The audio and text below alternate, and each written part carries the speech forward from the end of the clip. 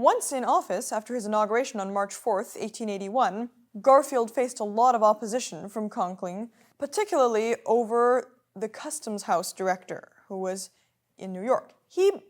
Conkling wanted to have say over who was put in the cabinet, and he was very annoyed to see that none of his friends and supporters were being put in important positions. So, to make matters worse, or really just to bring them into the open and to show that he would no longer be part of this favoritism, Garfield removed the man who was Conkling's protege, if you will, at that customs house in New York, which was an extremely lucrative position. Basically, all the money that was coming into the United States from the trade with the customs house went into that man's pocket, and as a result back into the political machine, which was run by Conkling.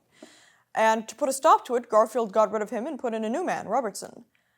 And Conkling was sure that he was calling his bluff and he wasn't going to let that happen. But when then Congress backed up Garfield, Conkling was so angry that he left the Senate, as did a few of his cronies.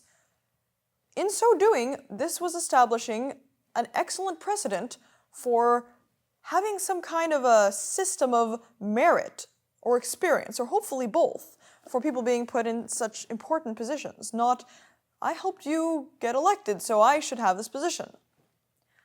Unfortunately, whenever you stand up for something and you take a strong stance, you can be putting yourself out in danger.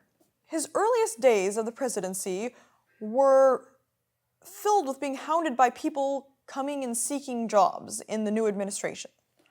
Partly because he wasn't just using the spoils system, many people thought he might be looking for employees, and he and his Secretary of State would interview the various people. One man whom he interviewed at least once was Charles Guiteau. Now, this man was a strong Republican. He'd been involved in the campaigning, and he believed he'd helped get him elected. Now, he never had really been allowed to speak because he wasn't that successful of an orator, but he had written one pamphlet which was praising and supporting Garfield during the election. And he felt that he should be rewarded with the position of Minister to France, despite the fact that he didn't speak French, nor did he speak any other foreign language. He really was not qualified, but he was insistent he should have that job. So he ended up talking to Blaine, who sort of deflected by saying that he was too much part of the stalwart branch of the party. Garfield wouldn't want to appoint him because of that. That led to Guiteau becoming obsessed with the idea that Garfield was dividing the Republican Party. He was sure that a more moderate person, like Vice President Arthur, who was, by being part of the stalwarts, wasn't really causing the division, would keep peace in the party and end up giving him a political position. So he got it into his mind that Garfield must die. He didn't hate him. He really didn't have that much of a grudge against him personally. He just saw him as being in the way. And to get rid of him, Arthur would be in charge, the party would be united, and he'd get the position he wanted. It's now believed that he was schizophrenic or had some other kind of psychological disorder.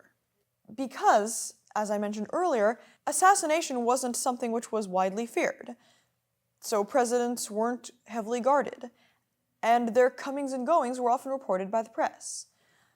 So as it was getting into the hottest part of the summer, in late June, early July, Garfield was planning to leave the city, to go to a cooler climate and to leave the humid, unhealthy conditions of Washington. His wife, who was suffering from malaria, had already gone to New Jersey, and he was going to join her there. Guiteau knew that he had to get Garfield before he left the city, and for weeks he hounded him. He lost his nerve a couple of times when he either couldn't get close enough, or his gun didn't work, or one time he took pity on him because he was with his wife as he was seeing her off. He purposely chose a gun which he thought would look good in a museum.